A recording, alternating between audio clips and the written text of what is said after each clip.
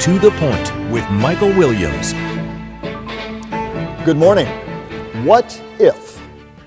How could history turn, perhaps monumentally so, depending on the answer to that question we hear so often? What if? What if President Franklin D. Roosevelt, Winston Churchill, and Joseph Stalin had been assassinated as they gathered to plan grand and crucial strategy to defeat Adolf Hitler's war machine? Brad Meltzer and Josh Mensch ask those questions in their newly released book, The Nazi Conspiracy.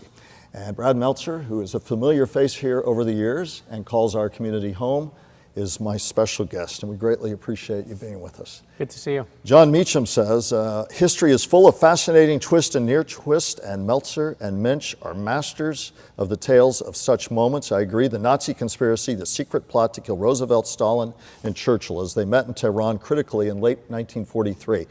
And start with the historical context, the Nazi plot as they debate absolutely crucial strategy to try to win the war. And assassination changes the entire world as we know it. Begin there and frame the context. Yeah, so the context is in 1943, as it approaches, what Stalin wants is he wants the Allies, the United States and the United Kingdom, to invade continental Europe. He's been invaded, of course, the Soviet Union's been invaded by the Nazis, and it's been decimating. We start sending armaments, we start sending weapons, but he's like, you need to come through France and really attack on your own. And it's at this moment where the big three, where Churchill, Stalin, and FDR realize they need to get together. They need to not just plan strategy, not just plan about morale, but troop movements and logistics. And this meeting of the big three, it's a summit that must take place. The stakes are just too high at this moment. And Franklin Delano Roosevelt is really the middleman because Stalin and Churchill hate each other. And that comes across very clearly in the book. They're not natural allies, any of them, particularly Churchill and the Soviet leader Stalin. And Roosevelt back and forth at one point trying to set up a one-on-one meeting with the Soviet leader. Ultimately, they settle on Tehran because U.S. shipments of arms are going through Iran to make their way to the Soviets in their fight in the East. He wants a pincer movement from the West.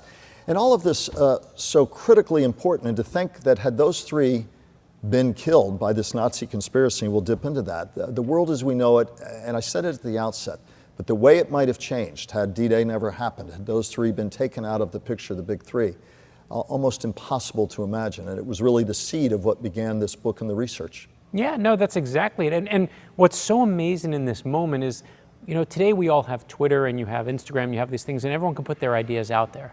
But back then, perception, when you saw the big three together, just affected the reality.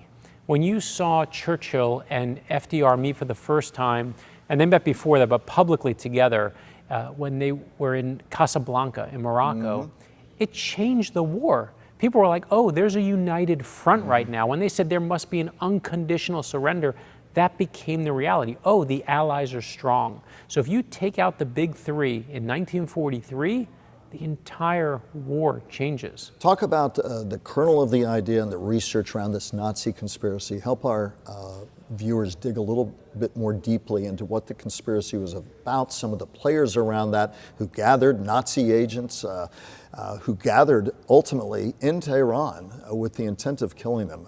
How did the string for that begin for you? How did the research begin? Where did you say, well, we've got something here? Yeah, so I started with this. I found this story that... And let's put the book back up as you talk. Yeah, so what's really amazing is, so now you're in Tehran, Iran, because that's where the meeting's taking place, and FDR is coming to town, and of course everyone wants to see the President of the United States. So everyone, the motorcade's going down the center of the city, everyone's craning their necks, they're all trying to wave, and there's a guy waving in the car, the President's waving back.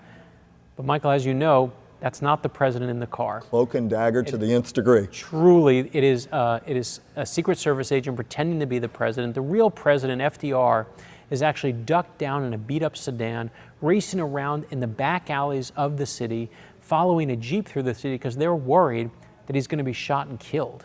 And that is the moment when I read that, I was like, we need to look into this story. And Josh and I went down this rabbit hole to say, why is FDR ducked down in the back of this car? Why did the Secret Service think he's going to be killed?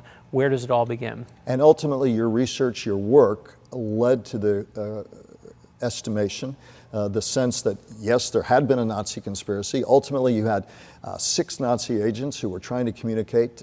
Ultimately, the Soviets would move in on them to really stop this before it had a chance to actually happen, or at least even have the possibility of doing so. And I found that most interesting, that, again, unnatural allies, but British intelligence, Soviet intelligence, American intelligence, all ultimately coming together to foil any plot to kill them.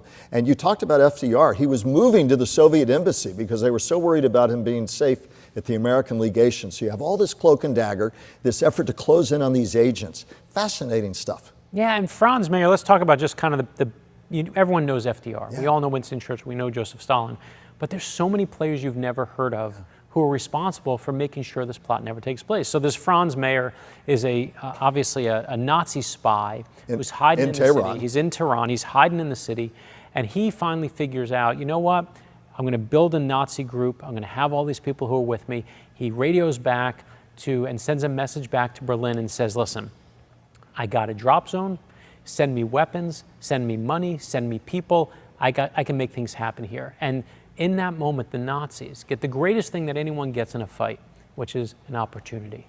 And they see an opportunity in that moment. But talk about the kernel of his downfall, because again, we talk about the big 3, but there were love affairs going on, and it's not only Franz Mayer who thought, I'm going to be in the history books for this. Lily Sanjari. Yeah, Lily Sanjari is his girlfriend, and what's so great, I don't want to ruin the big... No, don't give it all away. I won't give it all away, but I'll just say, Lily Sanjari is sleeping with this Nazi spy, but she's also sleeping with an American GI. And I won't ruin how it plays out, but what's amazing is this entire plot really kind of tumbles apart because of people you've never heard of. I'd never heard of Lily Sanjari, I'd never heard of Franz Mayer, I've never heard of the GI, but these people play a vital role in stopping this plot from taking place. And you have to, and I tell you, I was riveted through the book, and when Brad says you've got to read the details because we're only giving it the slightest sense to tease you at home, it is fascinating, the backdrop of the big players and the players lost to history until research like yours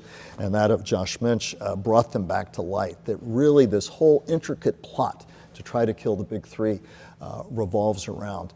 Of course, we're remiss, and we'll talk about it more in our second segment. This is a time when the atrocities happening, the Nazis were intent on their final solution, genocide of the Jewish people, dying by the millions, wiping out others who they thought were not ethnically pure enough, so that white Aryan race could reign supreme across the globe. And I think contextually, I get chills even as we talk about it, the need to have the war efforts succeed by the Allies was so critical because the slaughter that was happening across Europe among Jews and non-Jews alike was something that was really without precedent, and it was absolutely vital that that be stopped with unconditional surrender. Yeah, and what's amazing to me is and I'm someone who's Jewish and grew up with the Holocaust in their lives, had relatives who have been through the Holocaust, but even I was not prepared for the level of devastation that the Nazis are raining down. In the Soviet Union, and listen, when the story shifts. We don't tell the story about what happened in the Soviet Union, because when the Cold War happened,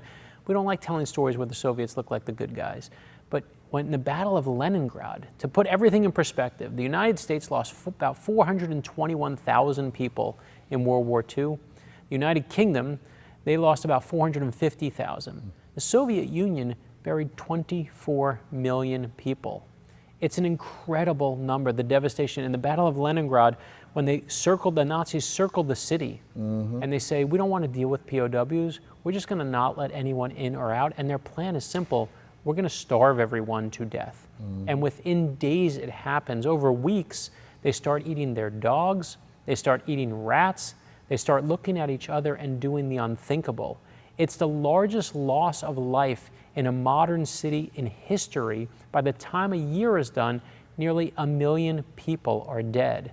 And obviously add that to what's happening with the Jewish population, add that to the killing that they're doing. And the thing that struck me was, we obviously looked at that, and there's something called the Wannsee Conference you'll see in there. It's a normal government meeting outside Berlin, and the government employees come in, and they bring, everyone gets paper. This is one of the most chilling parts of the book. And everyone brings they got their file folders, everyone gets their pencil, they sit down at the big conference table. You'd think that they were planning paving roads or cutting down trees. And what they're doing is sizing up the populations of Jewish people in every different city and town and country and figuring out how to slaughter them. And we love to blame the Holocaust on Hitler, but we forget that all these government employees sat in these mundane, boring government meetings and none of them did anything. They were all No one complicit. said no. And those moments when you see the Holocaust doesn't start with death camps. It starts with rallies and propaganda and telling a narrative that if you're native born and white, that there's a group of people out there who are taking away what is rightfully yours. And if that story sounds familiar to you, it should. That story is told over and over through history. And we're going to talk more about that on the other side of the break, and also the fact that against that awful backdrop, these uneasy allies, Stalin, Churchill, as you said, couldn't stand each other. Roosevelt, the enemy of my enemy, needed to be my friend so that they could have a pincer movement from the east and the west, the cross-channel attack that Stalin insisted upon to try to bring this war and these atrocities to an end. All this while the U.S. is fighting a battle with Japan in the Pacific as well. We'll talk all about that a bit more and how, as you said, it relates to today and the messages from history we must abide today. We'll be back in just a moment with more.